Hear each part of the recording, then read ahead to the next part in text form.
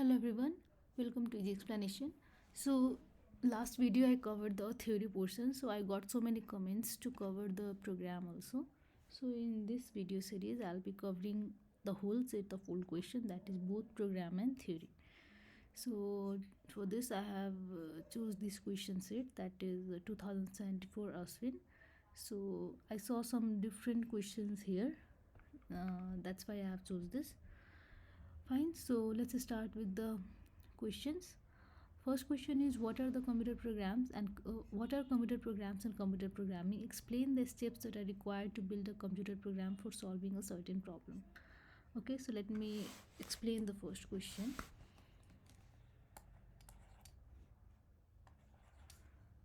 Okay, what are computer programs? So the set of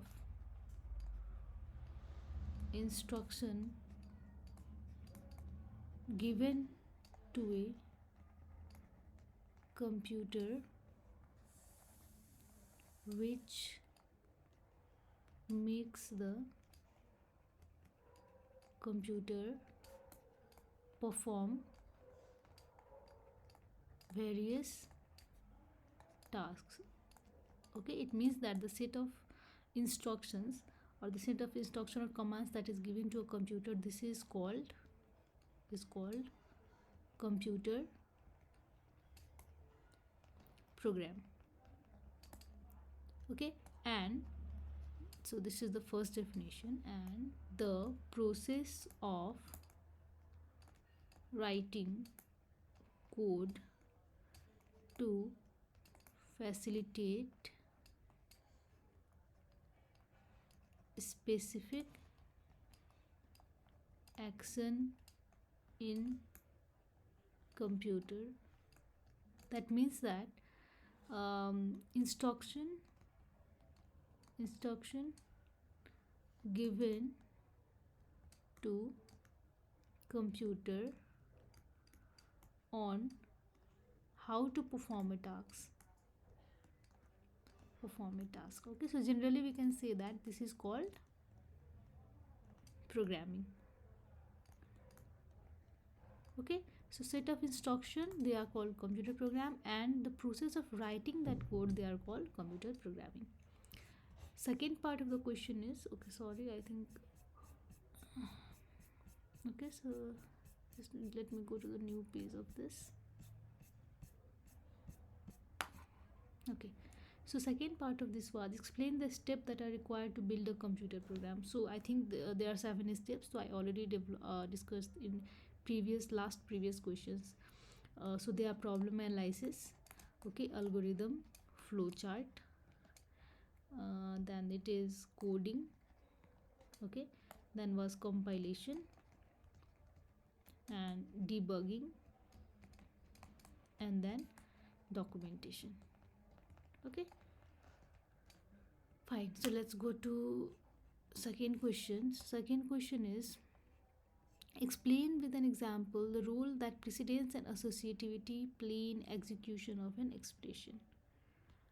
Fine, so rewrite the following code. So let me go to the first part first. So it says that explain the role that precedence and so as we first of all you should know what is precedence and what is associativity. Okay, so precedence means the hierarchy, or we can say the priority. We can say, for example, we can say this parenthesis has higher precedence than addition. And associativity means the operators that have same precedence. So how we solve that, like from left or from right. Okay, so here we can say that when an expression contain more than one operator, the order in which operators are evaluated depend on their precedence, we can say. Okay, so for example, if we have got an expression, we have both bracket and plus. So bracket will be solved first, then we'll go to the plus sign. Okay, so a higher precedence is always evaluated before evaluating the lower precedence. Okay, and if the precedence level of both the operators are same, then the order of evaluation, it depends upon the associativity. Okay, so here if we see, for example, let me give you a small example. For example, x equals to 3 and y equals to 4 and z equals to 5, and suppose it is an expression a. So if a equals to x minus y into z, okay, so in this case what is that, both minus and into, they are the arithmetic operator, but the priority of into is higher than that of minus, so into will be carried first. Okay, but let me see the same case of another question. For example, a equals to x minus y plus z. So in this case, both y minus and plus, they are having same priority. Okay, now from where to solve? So it shall be solved from this side or from this side. So this is called associativity. So in C programming, we'll go from left to right. So if you see in a table of associative and precedency, there is the value given for associative and precedency. If you don't have this table, please let me know in comment section. I'll be sharing in the community post. Okay, so let's go to the next question. Okay, so next question we can see is rewrite the following program by correcting any error if present and also write down the output. So this question I have already solved in my previous videos. So if you go back to my playlist, you will see this question solved, that corrected code one. Okay, still I am going to explain you how this works. So first of all, there is no hash include studio.h, so you have to write that. After that, define max. This, there will be no single quote here, so remove that single quote. Here will be hash. Next is int main. Okay, curly bracket is okay. In this case, int case we cannot use as a variable, so I think there must be some variable here. For I equals to, I think, okay, so we can declare a variable here, okay, because case cannot be used, so we'll use a variable n or something you can write here, n max. Okay, 2 3 5 4 10. Okay, here there will be curly braces. I hope this is curly braces only. I sum equals to 0. Fine. For I equals to 0, here will be semicolon. I less than max, again semicolon, I plus 1 equals to 1. Correct. Now curly braces. Printf case percentage d is equals to percentage 3.2 slash n, and here will be I and case I. So you can, I think you can use this case also. If not, you use the variable name, anything. Sum equals to sum plus sum equals to sum plus, so there will be no into and then case, and in big bracket there will be I. It is array. Okay, this case plus I is not there, it should be array. So case big bracket I and curly bracket close. So remove this semicolon, and after that average equals to sum divided by max. Okay, so I think this average should be float, so you can declare either here or you can write float here also. Okay, finally we have printf percentage, okay, 6.2 f and average. Fine, so I have already executed this, and finally there should be return 0. Okay, so I have executed this code. Let us see how it works. So if you see, okay, if you can see, this is the code that I have executed. Define max, int main, int and max. Okay, so I have corrected this code, and if you run this code, I got this output. You can see there, case 0 equals to 0.2, case 1 equals to 0.3, case 3 equals to 0.5, 4, and case 4 equals to 10, and then I found the average of this. Okay, so this is the corrected code. Let's go to next question now. So next question is compare if else if ladder and switch construct with example and flowchart, and we have to generate this pattern. Fine, so let me go to the whiteboard for the theory portion. So we have compare if else if ladder with switch construct. So instead of comparing, we can write the definition part only. So if else if ladder is a way of putting all ifs together when multiple decisions are involved. Okay, so second part can be a multipath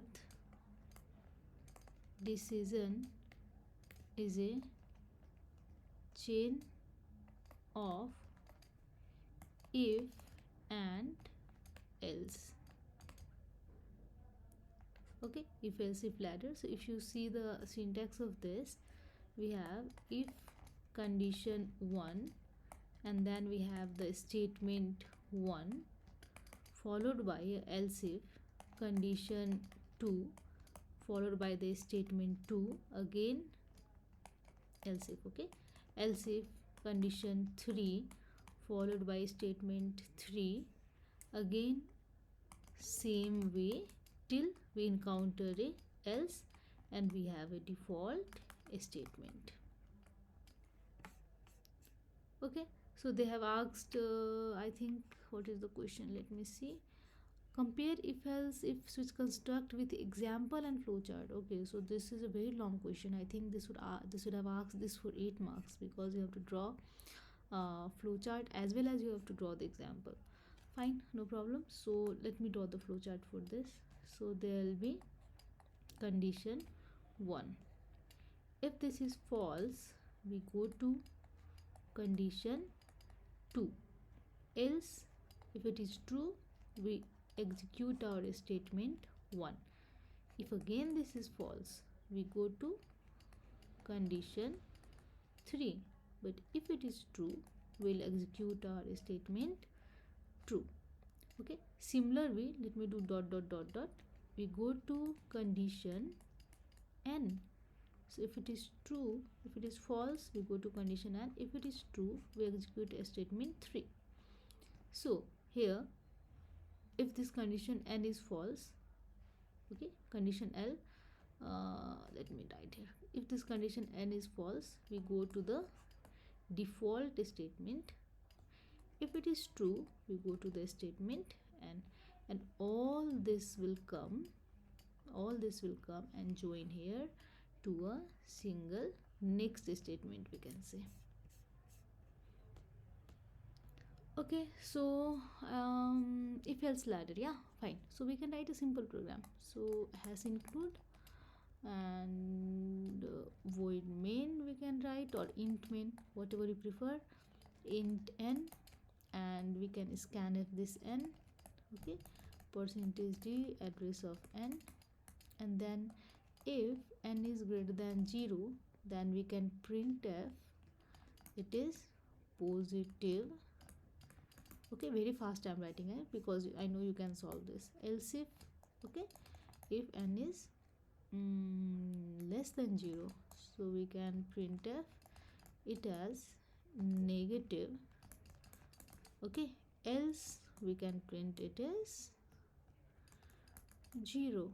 So this is one of the easiest example for if else if ladder. So you can see we have used here if followed by a else if and then else. Let's go to the switch. Yeah, so next was switch, I guess. Yeah, so let's go to switch. So we can write that in switch, we can write that when the number of alternative increases. Okay, so if you have more than one alternative, so increases, the complexity of program also increase. Complexity of program also increase. Okay, hence there is a multi-way decision statement. known as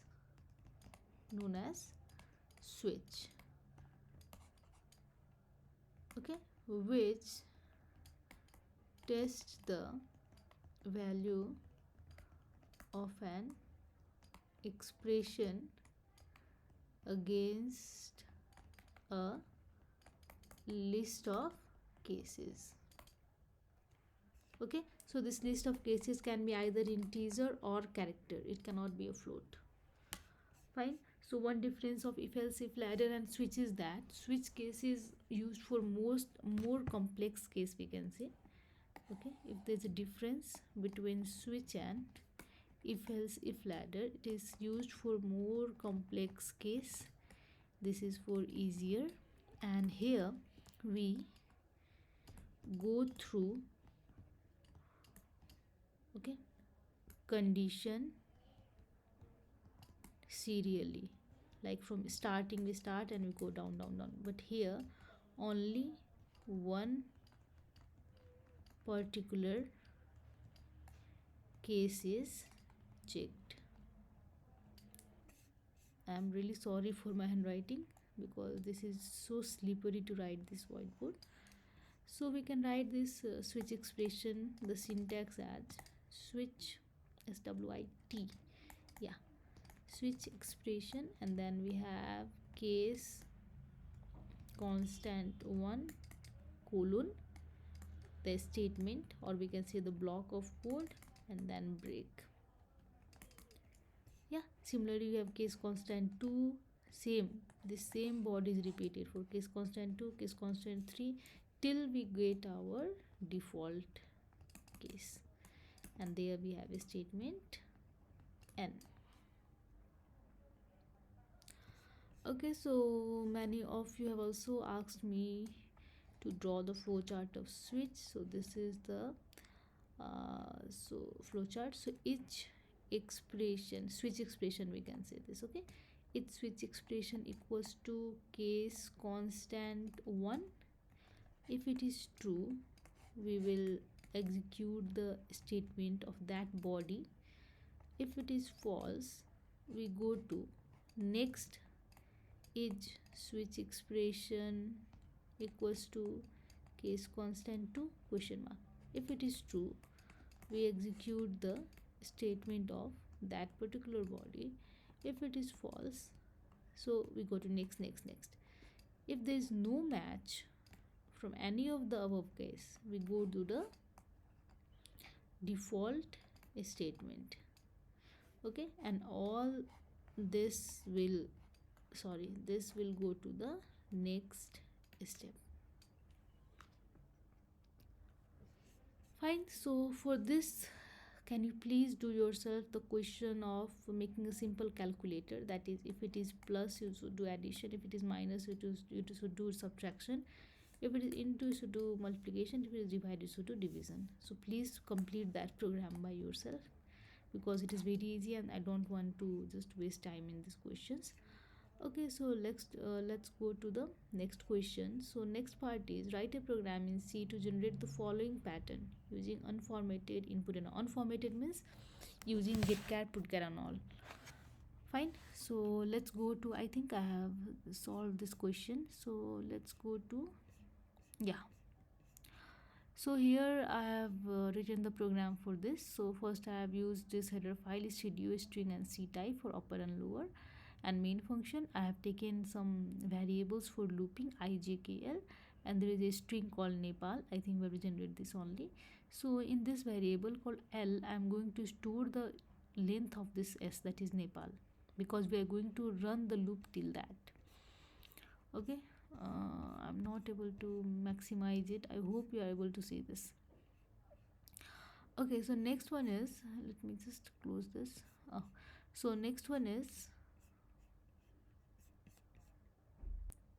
so ln used for finding the length of this Nepal. So as you can see that this Nepal I have taken all small letters, okay, and in question you can see that the first row, that is first one is capital N, after that small e, after that capital P, after that small a, and after that capital L. Okay, so I have taken two loop. I will denote the row, that is row 0, then row 1 2 3 4, and j will denote the column. Okay, so column starts from here. Fine. So in this program you can see that I have taken this ith loop for row, so I equals to 0, I less than length, I plus plus, and j loop I have taken for the column, so j equals to length and I will decrease the length accordingly. Okay, so if these two loops will run, I'm going to print a space, and again this pattern k loop I have taken. Okay, and inside k loop I have taken the condition that if the root value is 0 or 2 or 4, so you can see this root value 0 means this one, root value 2 means this one, and root value 4 means this one.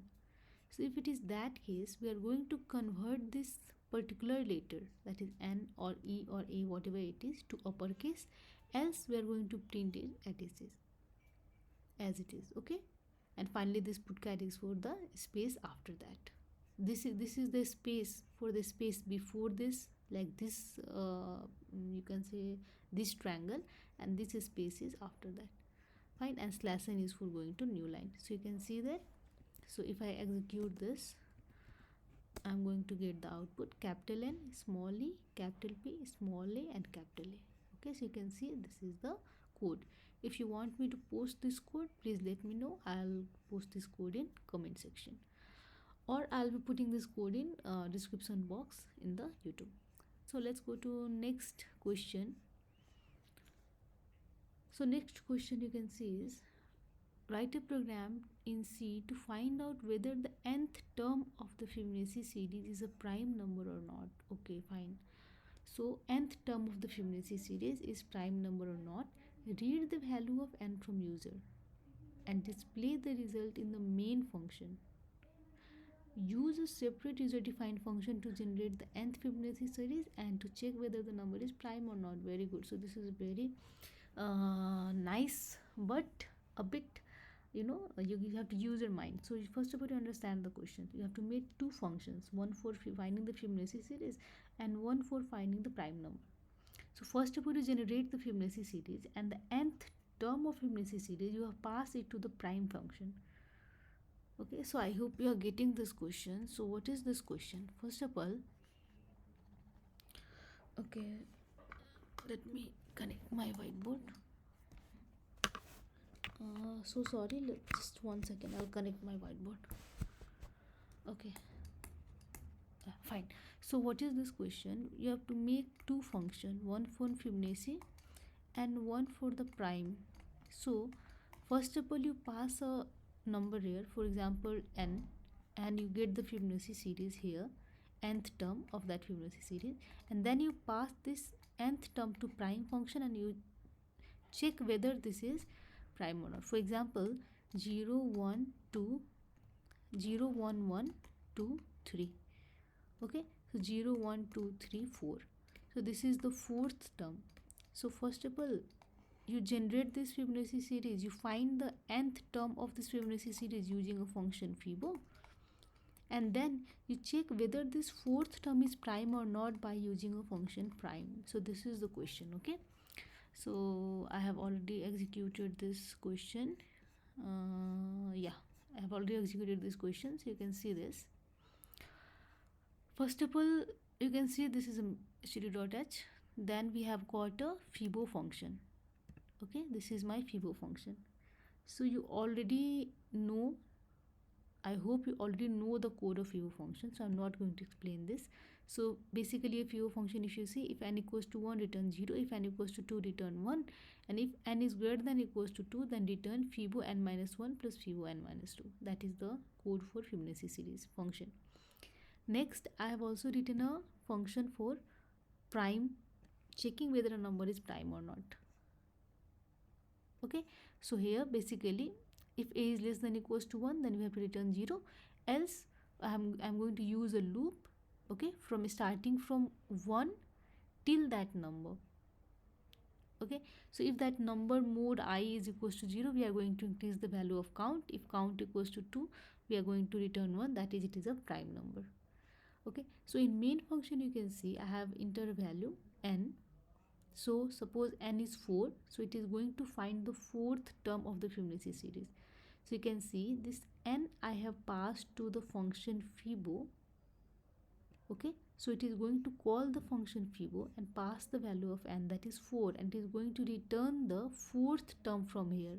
So where it is going to return, it is going to return the value here. After that, I have passed the same fibo function to prime function. So whatever term, fourth term means 0, 1, 1 and 2. Yeah, so fourth term is 2, so this is going to pass this second 2, that is 2 to this prime function, and then it goes here and check whether that number is prime or not. Okay, so if it is prime, it is going to tell it is a, if that value, I have returned the value of 1. Yeah, so if it is 1, it is going to tell it is a prime number, else it is not a prime number. So in our case, it should come prime number. So let me check. I think my file name is test3. So let me write test3.c. Okay, so I think warning generated. Fine, no problem. We can still get the output. Enter the value of name n. So let me give the value. Suppose 5. It should come prime. Yeah. Okay, so this is a prime number. Okay, so let's go to next question, that is how two-dimensional array are created in C programming. Write a program to read a square matrix of size n by n and find the sum of both diagonals, it says. Okay, fine. So let me go to the first part, how we initialize the 2D array. So I think this initialization of 2D array we have already discussed in previous videos, so by initializing the row and column. So let me directly go to the programming part. Okay, so in this question they have asked you to find the sum of both elements, both diagonals. Yeah, so you have to take a square matrix of size n by n. Fine. So how it works is, suppose you have a matrix this having element 2, 1, 2, 2. So if you see, this is the 0 by 0 element, that is 0 row and 0 column.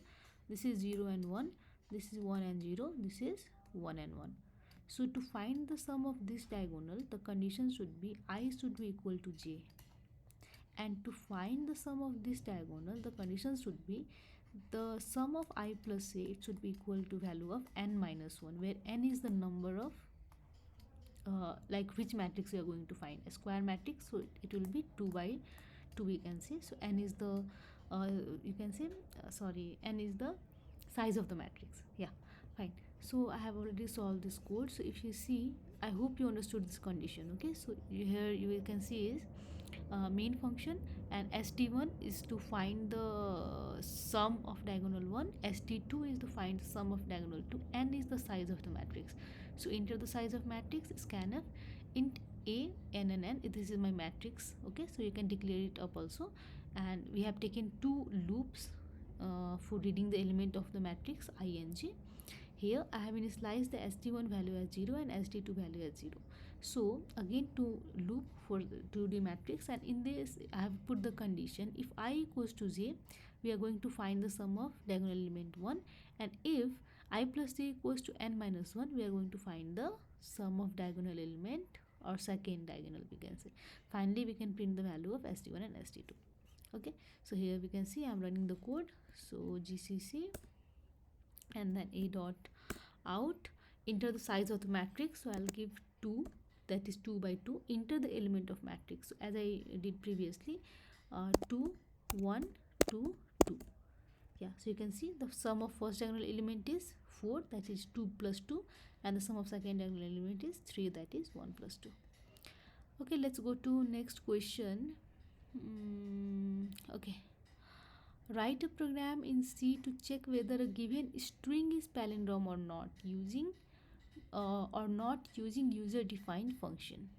Okay, so you can see I hope you have solved the question, that is to check whether a string is palindrome or not without using string handling function. So same concept is used here. In main function I have taken a string of length 100, and then I have read the string, and I have used a function that is palindrome. Okay, here I have passed the string s, and when we come to this palindrome function, we have received this array by using a array only, and then we have calculated the length of this string, and here I have used a loop. So this loop is used to check the like characters of the string from right side as well as from left side. Okay, if they are equal, we are going to increase the counter value. Okay, and if the counter value, whenever at the point when the counter value becomes equal to the value of I, we will say that the string is palindrome, else the string is not palindrome. Okay, so this is the code. Okay, this is the main function code, and this is the palindrome code. Okay, let's go to next question now. uh, okay, so let's go to the next question. What are the advantages of using pointer in C programming? Write a program in C to find the second largest element from an array containing n element using the sort of pointer. Okay, so first of all, solve the first part, that is what are the advantages of having using a pointer. So first advantage is we get the dynamic memory allocation. Okay, so pointer can be used, or pointer enable us to use the operation like malloc and calloc and realloc for dynamically allocating the memory. And the second uh, main benefit of pointer is passing by reference, that is okay. So if you use pointer notation, it allows us to change the original data. Yeah, so you have seen this in the case of swapping. Yeah, remember swapping. So these are the two main benefits. And next question was, the program was, suppose I give 23, 21, 22, 45 and 20. So it should give us the answer, the second largest is 23. Yes, so I have written this code already. So yeah, using the concept of pointer.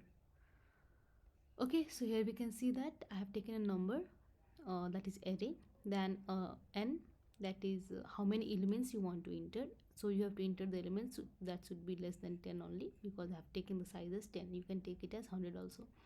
I have taken a pointer variable p. So here enter the number of elements you want. So n, how many elements, suppose 5, then 5. And then I have used a loop. Okay, so enter the element 5 element, then 5 element you have to give 32, 44, like that. Next is, I have, for sorting purpose, I have taken two loop I and j.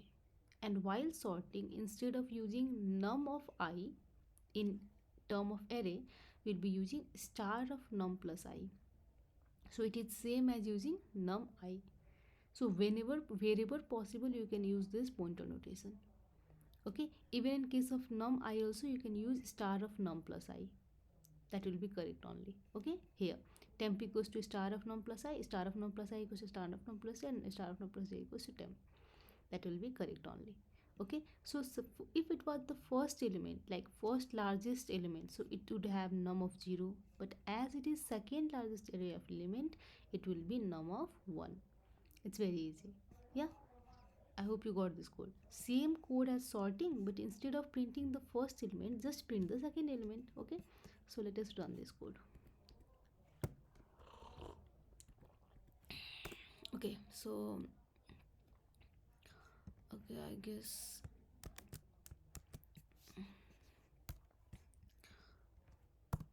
let me write anything.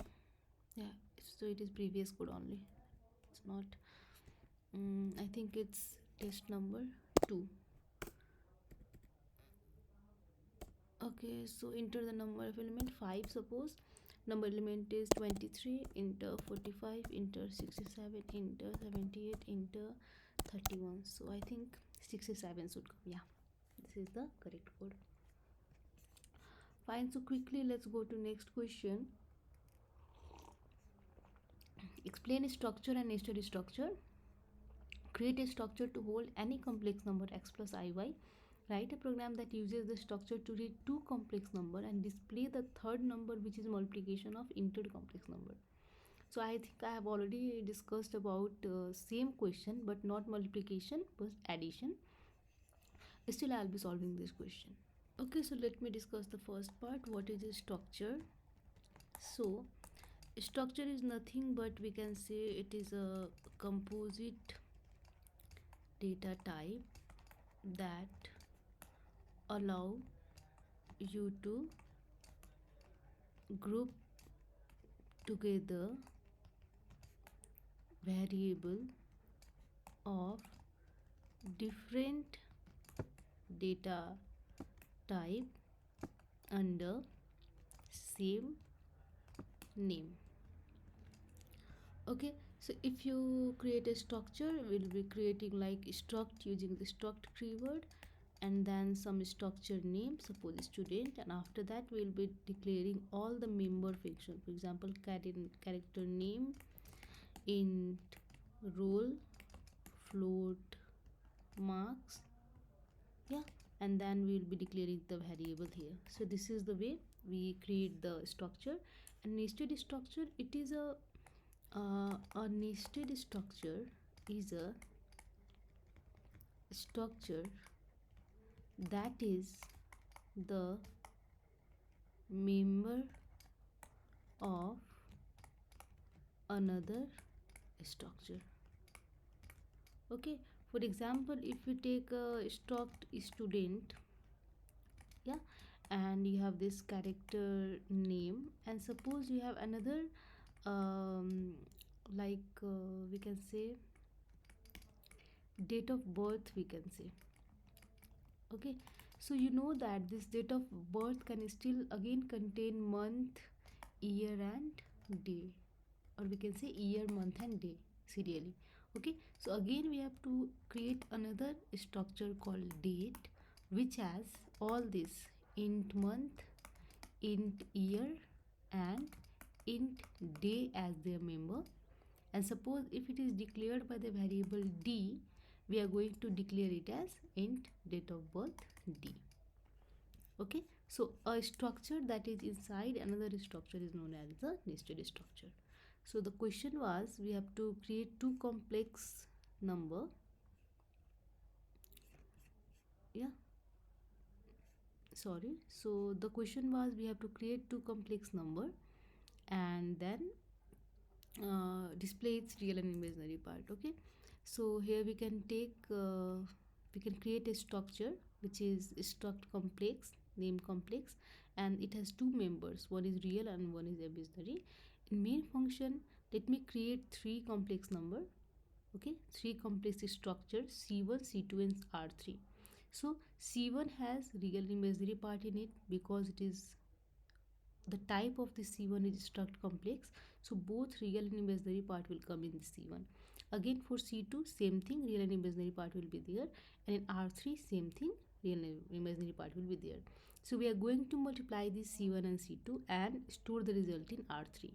So enter the real and imaginary part of first complex number, it will be C1 dot real and address of C1 dot imaginary. Enter the real and imaginary part of second complex number, it will be c2 dot real and address of c2 dot imaginary. Similarly, the real part of this r3 will be c1 into real, okay, c1 dot real into c2 dot real minus c1 dot imaginary into c2 dot imaginary. Similarly, the imaginary part of this number will be c1 into real, c1 dot real into c2 dot imaginary plus c2 dot real into c1 dot imaginary. So this is the formula of finding the multiplication in complex number. Okay, so finally we can print the result in the form of number plus number I. Okay, so it will be percentage d plus percentage di. So this percentage d is for real part, which is nothing but r3 dot real, and this percentage d is for imaginary part, which is nothing but r3 dot imaginary.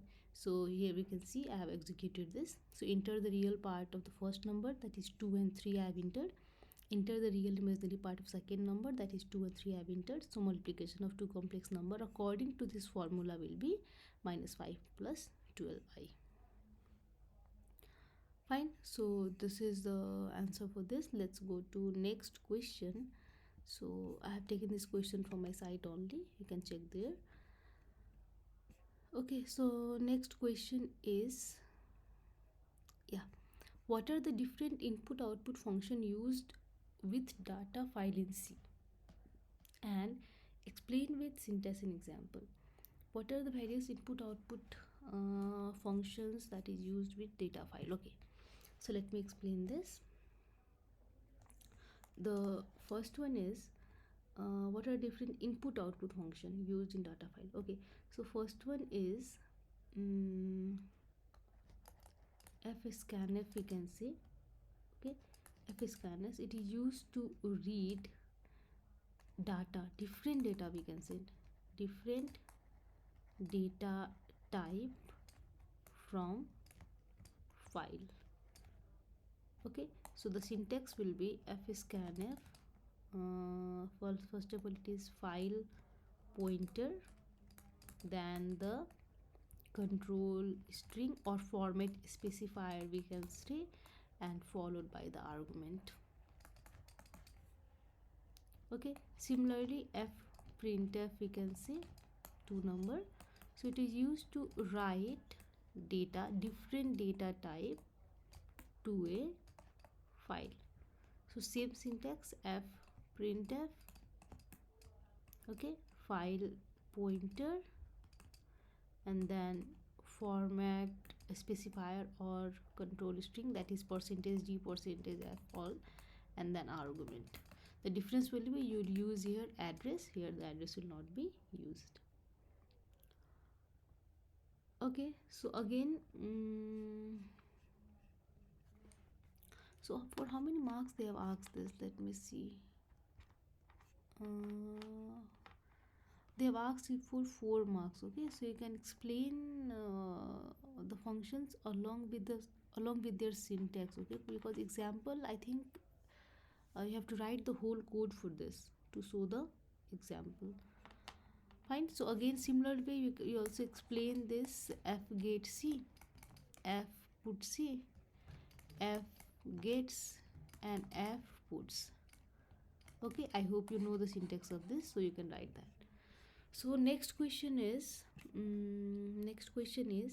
write a program in C to read integer from user until it says no, and after reading the data, write all the odd number in a file called odd.txt and even in the file even.txt. So even I have solved this question in my channel.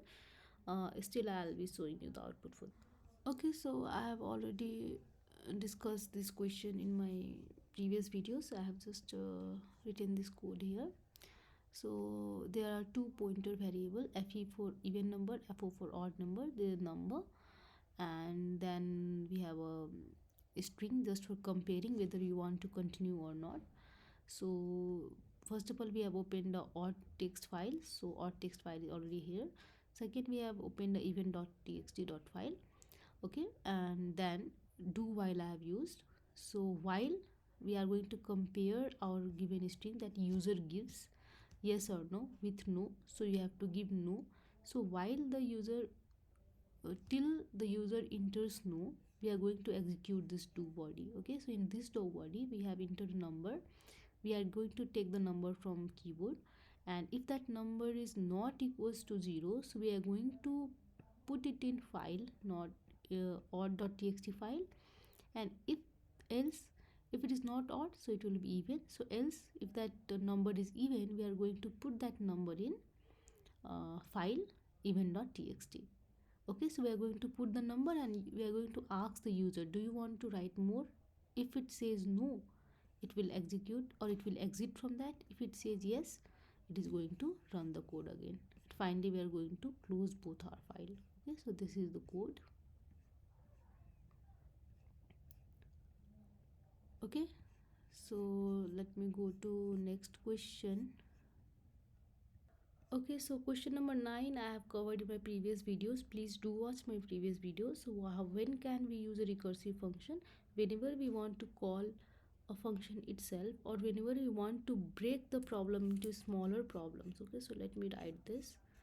When do you use a recursive function? So when we want to break the bigger problem into smaller one, we use this recursive function. For example, solving a Fibonacci series, solving factorial, sum of n number. So all this we use this recursive function. Next part is, why do we need control statement in computer program? Okay, so control statement, they are used to execute the certain logic of a statement till a condition is fulfilled. Okay, so for this we use various control statements such as if else, do, while, for, etc. Next one is differentiate between do and while loop and for statement, it says. Okay, so I'll solve this question. Fine. So the first one is for and next one is do while. So first difference will be the syntax. Okay, syntax is for initialization semicolon, condition semicolon, and increment or decrement followed by the body of loop. Here it is do, body of loop, followed by a while, condition, and semicolon. So for is a entry control loop, if you know, and do while is a exit control loop. Here initialization and updation is in is in the same part of syntax. It is in the same syntax, we can say. But here we can see that this condition, or we can say initialization and updating, it is not in the same part of the syntax or in the same body. Okay, here if the condition doesn't match, it is not, it will not execute the, it will not execute body if condition does not match. Here it will execute the body once even if the condition doesn't match.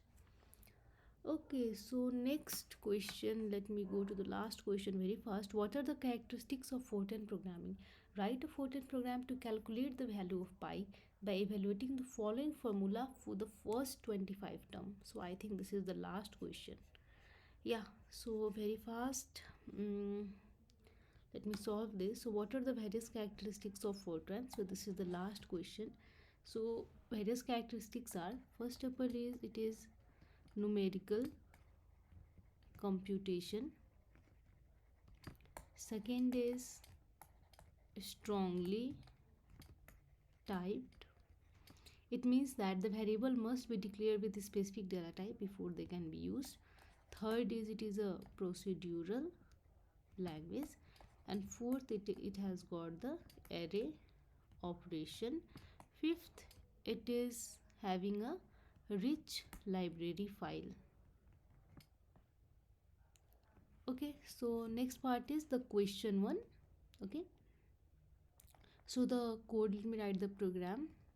I cannot execute and show this because I don't have that compiler for Fortran. So let me write this program name. What is the program name? It was solving pi, I guess.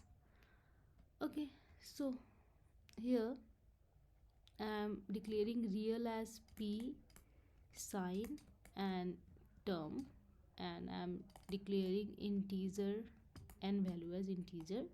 So sign is 1.0, okay, and the value of p is 0.0. And now I am going to use this loop, that is do n equals to 1 to 25 and increment is done by 1. If you have not seen the Fortran part, please go to my Fortran teaching video. Term equals to sign, okay, and divide by 2 into n minus 1, and p equals to p plus term, and sign equals to minus sign. And here again we are going to end our do loop, and finally p equals to 4 into p, and we are going to write this p. We are going to stop the code and we are going to end it. Okay, so you can see this is the code for the last question.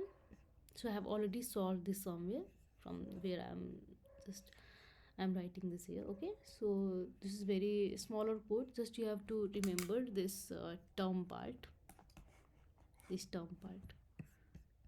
Okay, yeah, it was that only 4 into 1 minus 1 by 3 plus 1 minus, so plus minus is controlled by the sign value. 4 I have already written here, and by whether it is 3, 5 or 7, so it is controlled by this 2 into n minus 1. Okay, fine. So I think we have solved this set, and please, if you have any comment, please let me know, and if you want me to solve some other question, do let me know. And again, tomorrow I'll be coming with all the pattern solution for the question bank, so I'll try to solve it by tomorrow. Thank you, and stay safe and study hard.